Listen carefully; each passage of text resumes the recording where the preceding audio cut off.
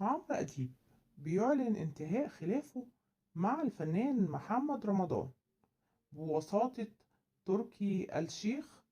ورد وقتها عمرو أديب وقال: أنا قبلت اعتذاره. انما قله ادب لا. ولو ما حدش رباك انا هربيك. مساله بسيطه جدا.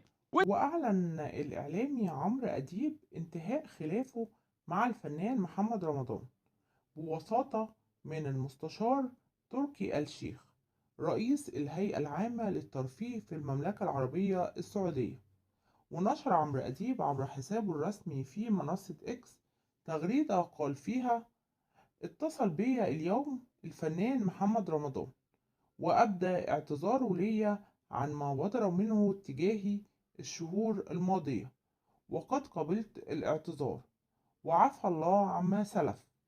شكرا لوساطة معالي المستشار تركي آل الشيخ، دائما تسعى للخير والمحبة. وكلنا عارفين إن الأزمة بتاعة محمد رمضان بدأت من نشر فيديو وظهر فيه وهو بيرمي أموالا في حمام السباحة، وساعتها انتقدوا عمرو أديب. وكان الفيديو بتاع محمد رمضان ترويج لإحدى أغنياته، بس هو ما كانش كاشف الكلام ده. فوقتها عمرو أديب انتقده وقال له إن تصرفه بيستفز الشعب المصري. ورد محمد رمضان على تصريحات عمرو أديب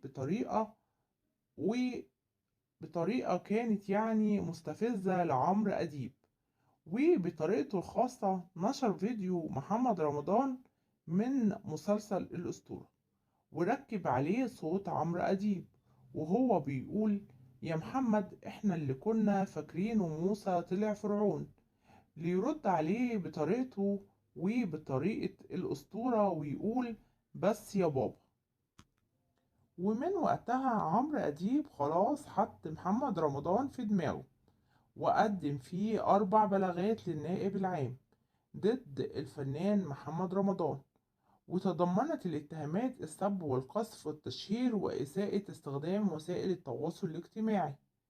وأحالت جهات التحقيق العارضة المقدمة من عمرو أديب ضد الفنان محمد رمضان إلى المحكمة الجنائية. بس كده خلاص الموضوع خلص، والوساطة السعودية جابت نتيجة وتصالحوا، والحمد لله خلص موضوع عمرو أديب ومحمد رمضان والقواضي اللي كانت ما بينهم. ده كان وبكده انتهى خبرنا النهاردة. أتمنى إن هو يعجبكم. لو عجبكم ما تنسوش تشتركوا في القناة لو أول مرة تشوفوها، وتحطوا لايك جميل زيكم. دمتم في حفظ الله ورعايته وأمنه، ومع السلامة في فيديو جديد.